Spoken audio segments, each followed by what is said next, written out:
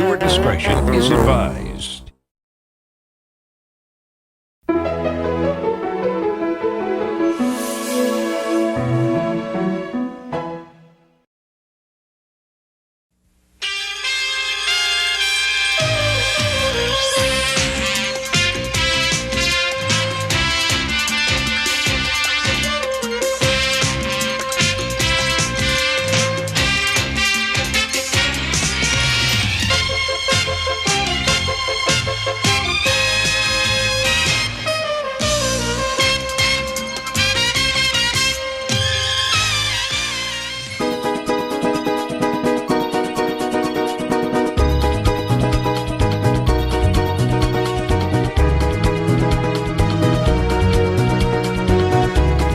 The official NBA All-Star teams have been announced. We got to get to these reserves. From the Miami Heat, we have Bam Adebayo. From the Orlando Magic, we got that first-timer Paolo Banchero. From the Boston Celtics, Jaylen Brown. From the New York Knicks, who should have been a starter, Jalen Brunson. From the Philadelphia 76ers, another first-timer, Tyrese Maxey. From the Cleveland Cavaliers, we have Donovan Mitchell. And then from the New York Knicks, we have Julius Randle. Now, I ain't gonna lie to you. I like some of these reserves this year for the Eastern Conference. Well, one exception, Damian Lillard should definitely come off the bench for Brunson, because apparently Brunson's averaging 26 points per game and Lillard's averaging 25. Meanwhile, we got Booker from Phoenix, Curry from the Warriors, AD from the Lakers, Ant-Man from the Timberwolves, PG from the Clippers, Kawhi from the Clippers, and Cat from the Timberwolves. The Western Conference reserves are looking better than these starters. Don't at me on this one. We got the All-Star team set, but who got snubbed though? That's the question, because there are a lot of surprises in this year's All-Star teams. You know what I'm saying? The biggest of questions, who got snubbed really?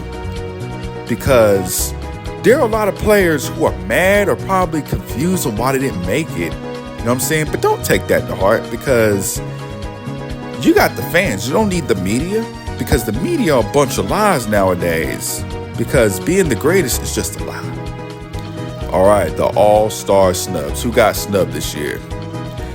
I did see that De'Aaron Fox, Domantas Sabonis, and also Trae Young, he got snubbed as well. So there are a lot of big snubs this year, especially Trae Young, who's averaging 27 points per game, more than Tyrese Maxey. And also Alperen Sengun, who also got snubbed, and Wet Bananas and Chet Holmgren also got snubbed. There could have been first-time All-Stars this year because they all been playing very, very nice. Who else got snubbed? You know what I'm saying? A lot of people are saying Derek White, that shiny bald head, and also Drew Holiday, LaMelo Ball, DeMar DeRozan, all got snubbed. But the biggest snub is Trae Young, and I know he has to feel some kind of way about that. He's on a shitty roster. I have to say that he's on a crappy roster, the Atlanta Hawks. Meanwhile, for the East, Jimmy Butler is not selected. That's not sitting right with me. And also, Kristaps Porzingis also got snubbed. Because look at these numbers. You know what I'm saying? The numbers don't lie. These are the fan votes. I didn't know that the media actually chooses the starters and the reserves, because the media always stays hating nowadays. They always hate on the best. You know what I'm saying? Where's Trae Young at? Can we scroll down? Because there's a lot of people who got up to close to 1 million, cracked 1 million votes in the fan voting, but they still didn't make it in. You know what I'm saying? That's questionable. Look at Trae Young.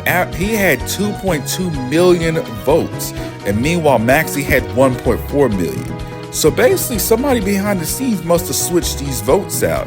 I'm not saying that it's true, but it's obviously looking like it. So we'll see what happens. Will Julius Randle get replaced by Trae Young or Jimmy Butler? We will have to wait and see, because the media, they stay tripping nowadays, especially that bald head commissioner. All right, Megan versus Nicki. You know what I'm saying? Here's my perspective on this beef. They could just easily just knuckle up like Chris Brown and Soulja Boy. They just could be big for pay-per-view and just knuckle up and see who's really the best, who's really in the right, who's really in the wrong. Because Megan stays silent, being the bigger person. Meanwhile, Nicki, she is pressed. You know what I'm saying? Been all over Twitter, on Instagram Live. It's looking crazy out here. You know what I'm saying? These fans are going out of their minds. You know what I'm saying? Because you're bringing in families inside of this, and that is not right. You know what I'm saying? From both parties.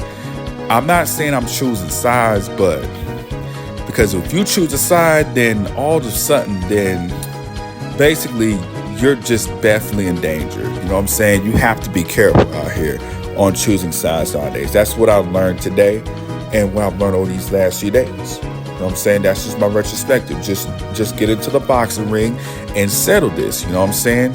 Just settle it or talk it out. Those are the only two options.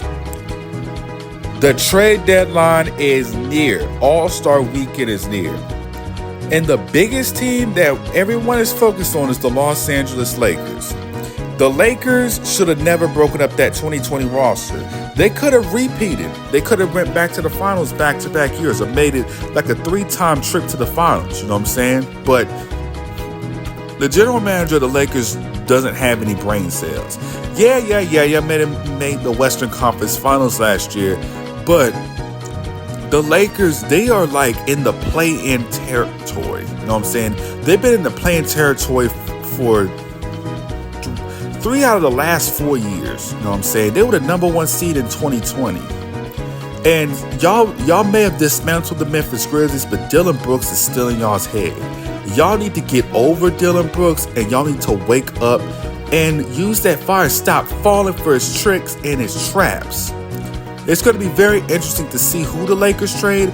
It's possibility it's going to be D'Angelo Russell, and he's probably going to be out of the league playing overseas and won't get a contract.